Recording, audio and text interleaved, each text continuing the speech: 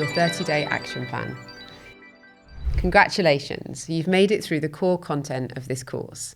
You've learned the Future Plus framework for ESG, and now you have a clear roadmap for how to assess, plan, improve, and report on your ESG performance. So you've learned the framework, you understand the principles, and you're ready to get started. So let me give you a clear, actionable plan for what to do in the next 30 days. I'm going to break this down week by week so you have a clear roadmap to follow. Week 1 is all about assessment. This is where you figure out where you currently stand. First, download the General ESG Impact Checklist if you haven't already. This is your guide for the assessment process. Second, schedule short meetings with the key people in your organisation.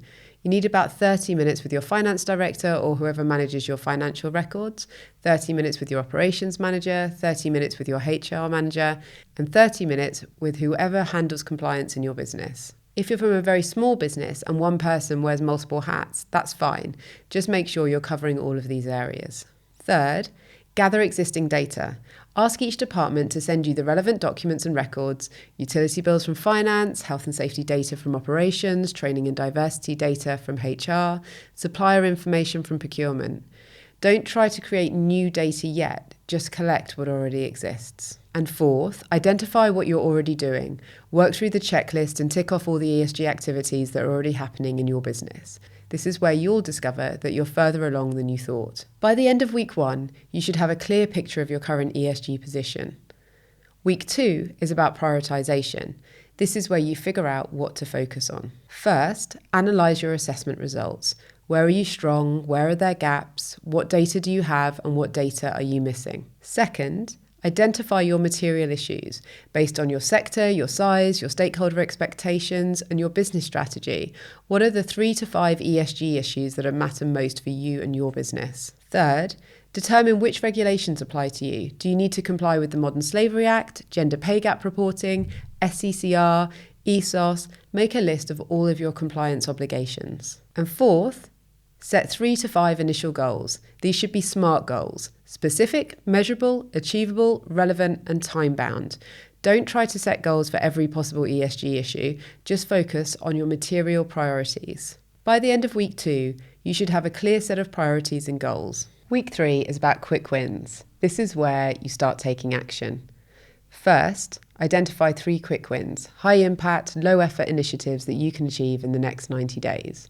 This might be formalising a policy that already exists informally, consolidating data that you're already collecting, implementing a simple recycling programme, or switching to LED lighting. Second, assign ownership for each quick win. Who's going to make it happen? Give them a clear deadline and the resources they need.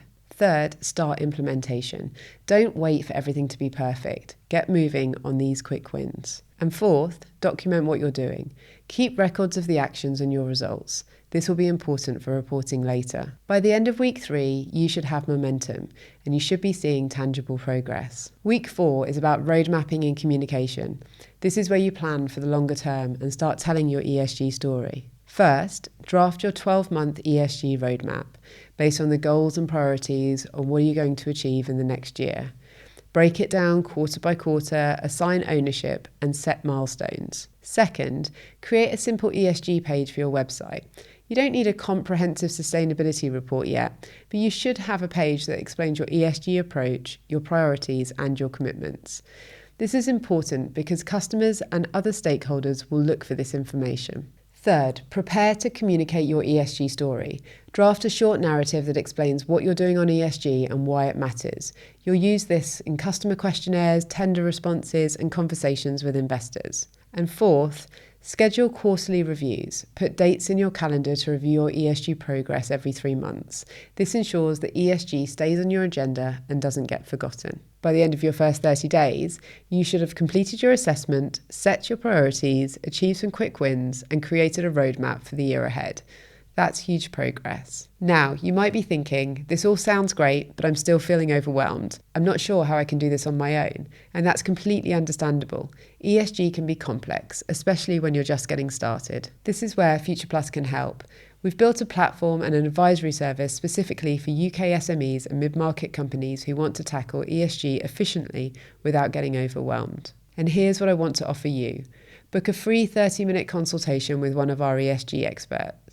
There's no sales pitch, no obligation. It's just a friendly conversation where we'll help you apply what you've learned in this course to your specific situation. We'll help you identify your priorities, we'll answer your questions, we'll give you practical advice, and if it makes sense for you to use the Future Plus platform, we'll explain how it works. But there's no pressure. The consultation is genuinely free and genuinely helpful. You can book your consultation using the link below this video, or if you're ready to dive straight into the platform, you can sign up for a free trial and start your assessment today. In the final module, we're going to give you a quick introduction to the Future Plus platform and show you how it can help you implement everything you've learned in this course.